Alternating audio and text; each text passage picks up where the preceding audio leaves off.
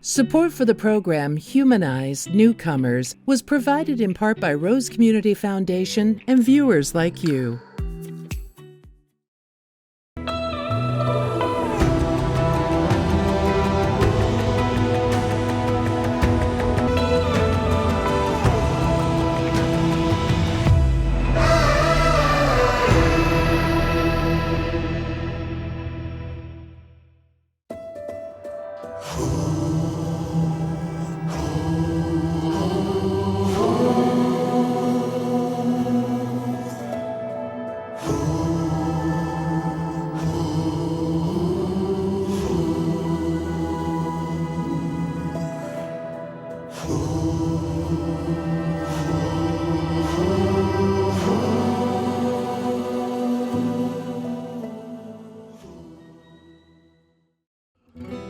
Mi nombre es Rosmely Contreras. Yo soy del país de Venezuela. Mi viaje fue desde Venezuela, pasé por el país de Colombia, Selva del Darién, Panamá, Costa Rica, Nicaragua, Honduras, Guatemala y México. Pasé todos esos países en un trayecto de 3 meses. La situación de mi país está totalmente mal. La otra que me llevó fue porque mi familia estaba atravesando serie de problemas en Venezuela, lastimosamente por una banda criminalística del país, que lastimosamente ya han fallecido, han matado varios familiares. O sea, mi tío fue asesinado por esa banda y otro tío han atacado a varios familiares que han salido ilesos, pero igual ya nos da como miedo. Tomamos la decisión en conjunto de salir de mi país por un mejor futuro, por un mejor bienestar, más que todo para los niños. Por lo menos a mí me llevó un tiempo la decisión porque sabía que era un viaje muy pesado, sin dinero más. La selva, ya habían oído y visto videos de muchas muertes, de personas ahogadas y yo decía, wow, yo no puedo. Yo decía, Señor, ilumíname, ¿qué hago? Hasta que llegó un momento donde dije, ya nos vamos y pues ya cuando yo estaba allá, yo me vi, ya estaba en la selva, ya estaba pasando México y yo dije, bueno, pues pude. Llegó un momento en el viaje donde yo lloré, grité, decía, Dios mío, ¿qué es esto? O sea, ¿por qué me vine? ¿Qué hice? Pero ya estaba en el camino, ya no había vuelta atrás. De toda mi travesía, el peor país fue México. En inseguridad, el país más largo, sufrimos mucha xenofobia, fue un país, yo digo que entre la selva y México, fue una experiencia horrible. Pero como mamá quise ser fuerte y decir sí podemos, y cuando ellos dormían o estaban descansando, yo me arrodillaba y lloraba y gritaba, Señor, tú no me dejes sola, por favor ayúdame. Fue algo desagradable para nosotros. O sea, no nos imaginábamos que el viaje fuera tan largo y con tantas experiencias juntas, pero gracias a Dios todo pasó y ya estamos aquí bien.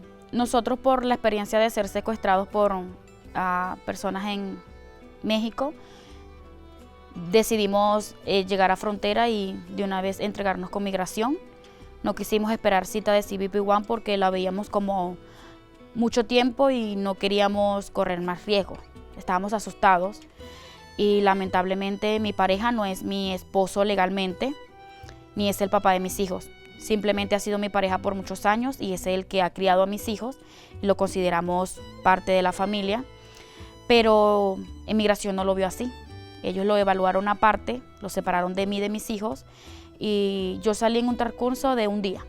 Me soltaron, gracias a Dios, aquí a Estados Unidos, pero a él no. Él se quedó pasando su proceso, duró aproximadamente casi 2 meses y luego fue regresado a Venezuela. Era mi pareja, o sea, si no estuviéramos casados legalmente, era mi esposo, mi pareja, mi compañero, el padre de mis hijos y obviamente nos venimos en familia para tener un mejor futuro.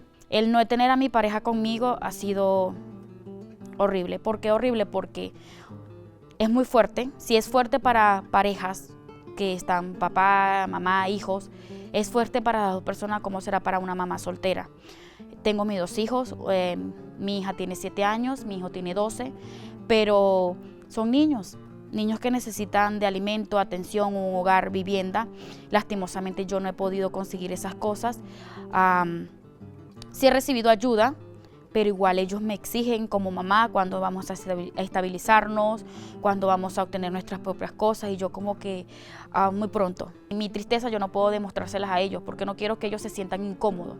Al contrario, quiero que ellos estén bien y digan, wow, estamos en Estados Unidos, están recibiendo una buena educación, que es lo importante, pero es muy difícil. Cuando llegué me conseguí con una persona, me la conseguí por arte de magia. Ella se llama Andrea Ryall. Ella ha sido una persona de mucha ayuda a mi familia. Gracias a ella conseguimos el primer hogar donde vivimos.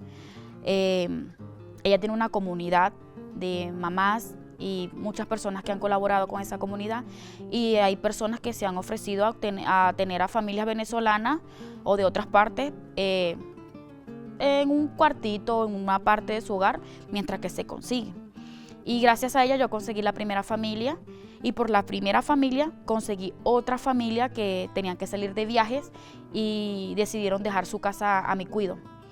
Andrea siempre ha estado al pendiente de nosotros, qué necesitan, en qué puedo ayudarles. De muchas organizaciones que hay, no he recibido ninguna ayuda, siempre he enviado solicitudes, he enviado tantas cosas, cartas, pero no me han dicho nada en concreto.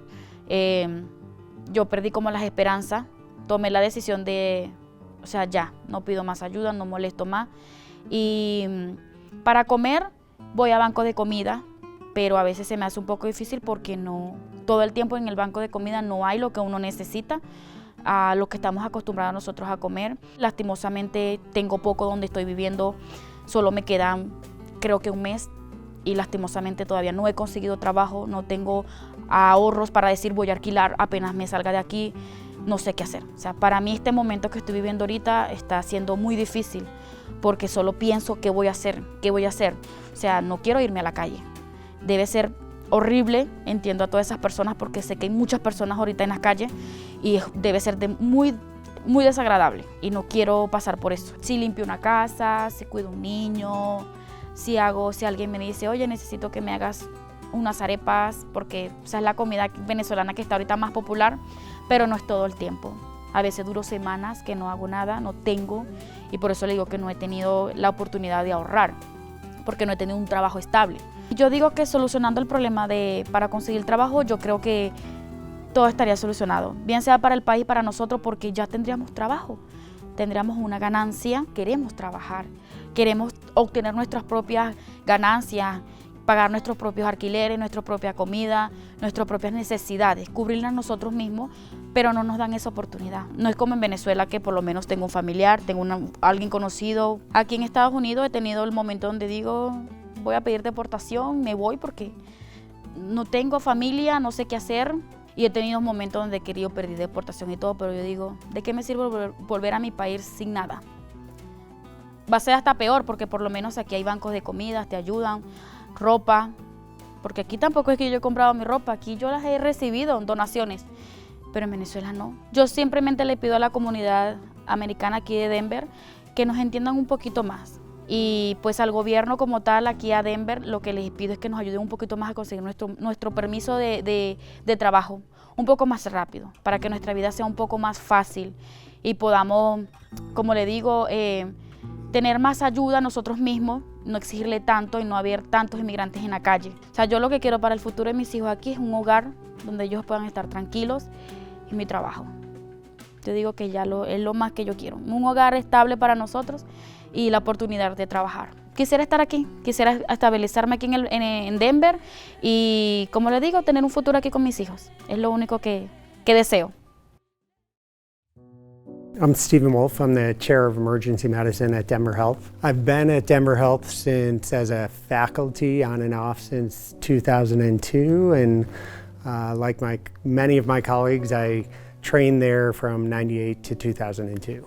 The training program for emergency medicine at Denver Health is outstanding. I think many say it's the best in the country, and I came out here as a student just exploring and had an incredible month of an experience and didn't look back. I don't want to say it caught us and me by surprise. I mean, there's always the challenge of meeting the needs of newcomers, but the wave that came about starting early last year really was astonishing and overwhelming in a lot of ways for emergency medicine. At one point in time, it was 5, 6, 7 patients a day, and then quickly became upwards of 30 to 40 patients a day. And I think the big challenge for our group was meeting their needs. And that's something that our faculty, I think all of Denver Health, takes to heart, that provide health care, regardless of ability to pay, regardless of ability to get to the hospital to have access, and really we go out of our way to meet that need. Initially, the challenges that we were facing some were just simple, like the overwhelming, being overwhelmed from a language services standpoint, and being able to effectively communicate with every patient as fluently as you and I are communicating, to understand what the needs and what the concerns are. To what systems are in place to get individuals the resources they need, access to shelter, access to food, access to medications that were taken away for one reason or another, or lost for one reason or another. And in the real time, or in the moment when you're caring for 20, 30 other patients in the emergency department simultaneously, finding the time and the resources to dedicate to those 4, 5, 6, gradually growing proportion of those patients became very difficult, and to the point where you felt like you just weren't doing your job. We, be it for good or not, tend to compartmentalize. You learn it from day one of residency, or training, how to walk from the room of a dying grandmother into a mom and dad with their child with a cold, and where they're furious because you've taken 30, 45 minutes to get in the room, and in your mind you're like, well, I was trying to save someone's life, and not to be dramatic, but sometimes that juxtaposition and how you finish one and you put in its compartment and you move into the next, and every patient deserves a fresh, every patient deserves to be approached like they're the only patient. There are a lot of cases where you look and you're like, oh my God, that could be my mom. That could be my sister, that could be my, relative or friend. Took care of one patient whose mother carried their child from Venezuela, and the child had a seizure disorder and some neurologic delay, and she carried her all the way through the Darien Gap, up through the southern border, and was then transported to Denver, lost the medications. Her seizures became much more challenging to manage because of the gap in care. It was a remarkable story to sit at the bedside and hear, and it was a remarkable honor and privilege to be able to be somewhat of a part of a solution. I think there's a lot of moral or personal stress that goes with the decisions, I guess, how you care for newcomers, knowing, for instance, sometime I may write a prescription that they're not going to be able to fill. to what ends, to what length can I do to get them that prescription, particularly if it's a life-altering, I don't want to say life-saving, but prescription. Maybe it's an anti-epileptic for seizures. Right? How far can I go to make sure they walk out of the emergency department with that prescription in hand? It's incredible to work at Denver Health, where the mission is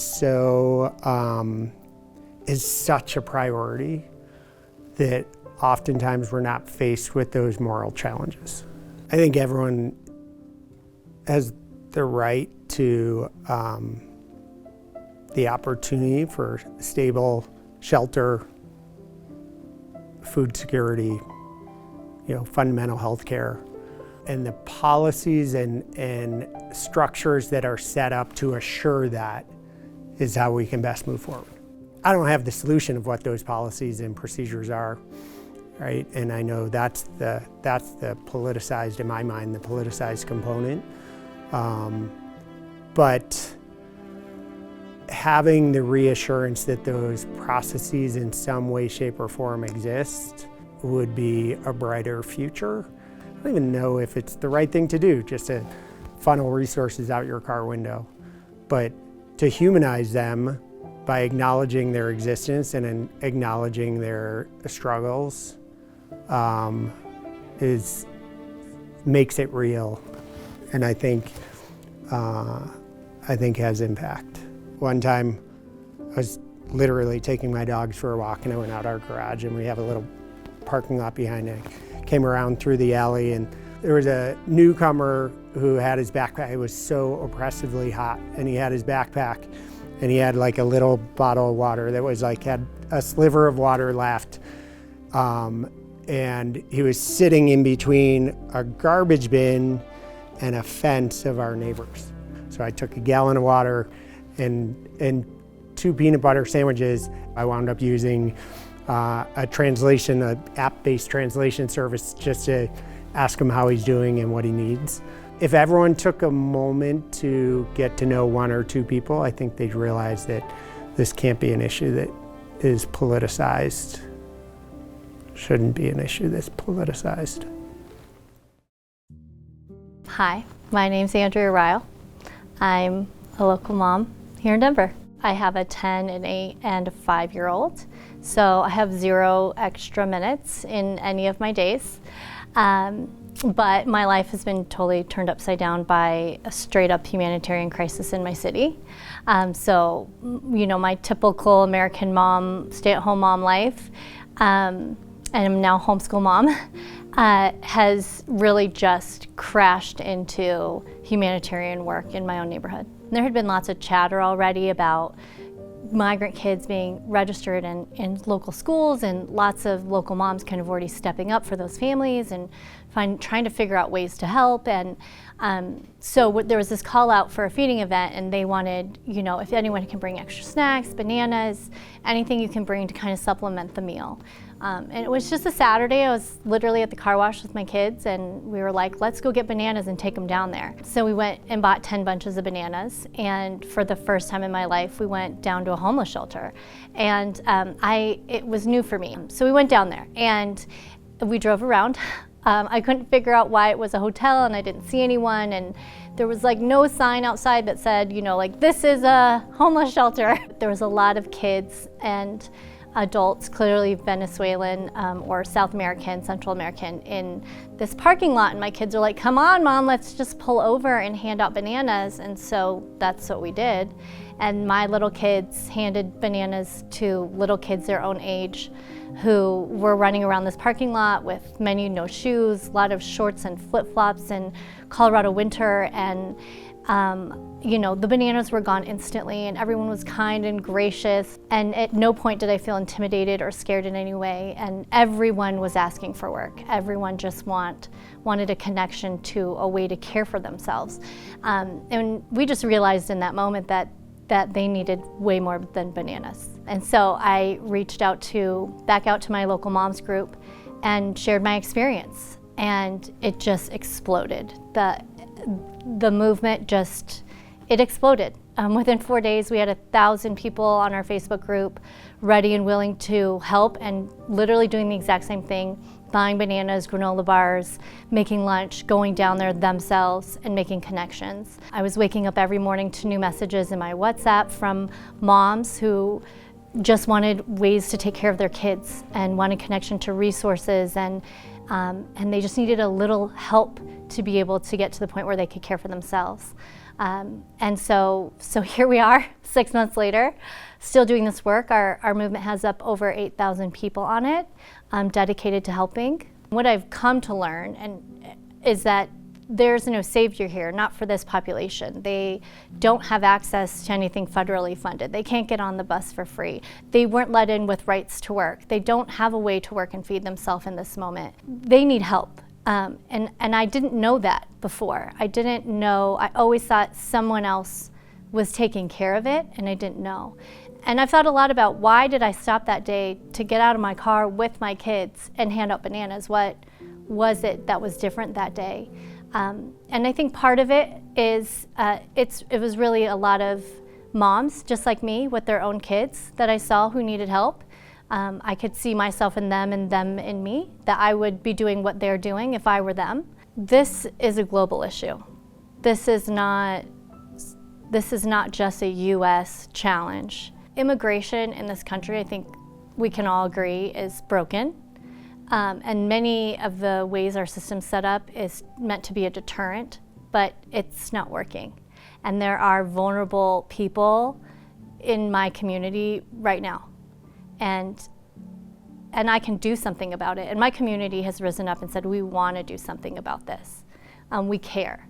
This is moms and little kids for us. It's moms with little kids looking at moms with little kids and saying, we have some ideas for you. We have some ways that we can get you to a point where you can care for them. That's all that this is. This is me personally really believing that no matter where I find myself on this planet, I want the ability to work and feed myself and my children. This is humanity. The UN views rights to work as a human right. Over 40,000 people have hit Denver in the last year who don't have a clear pathway or a right to work. And that creates dependence and other darker sides of our society to be fueled, and it makes my city less safe for my kids. I want to have a system that works.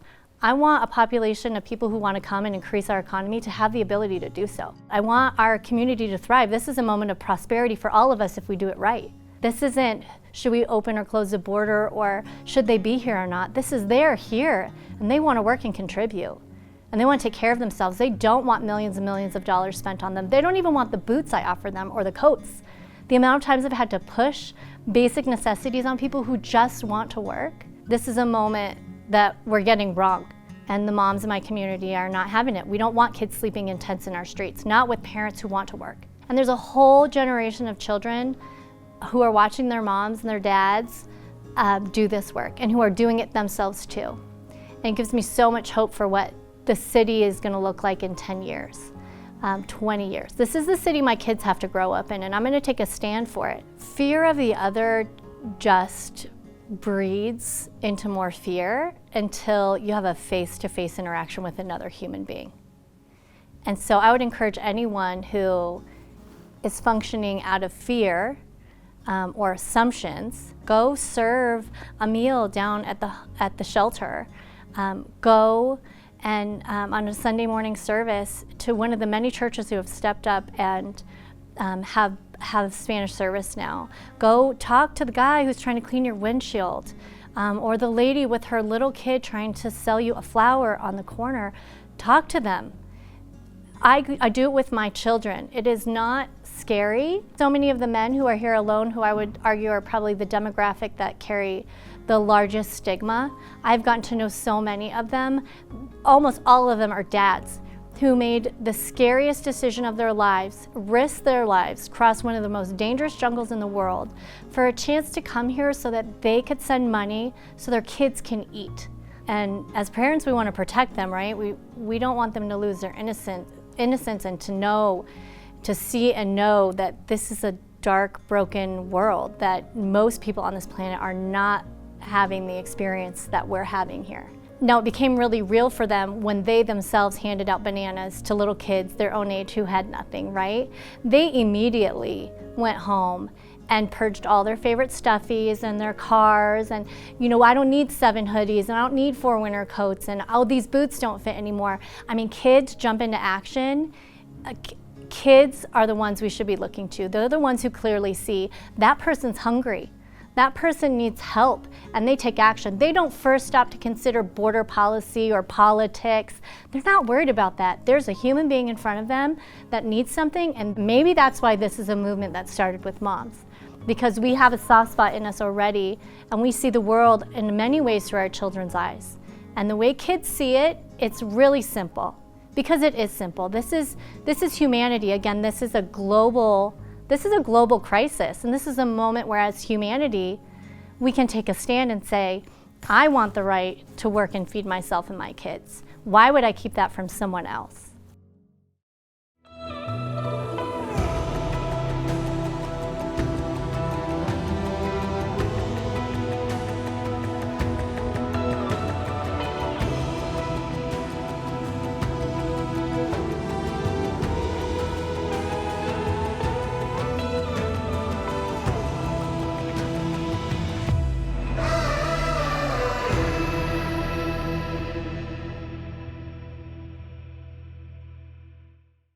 We hope Humanize stories of immigrants moved and inspired you. Turn that feeling into support for PBS 12. Your donation helps us share more stories celebrating Colorado's diverse community. Learn more at pbs12.org/donate.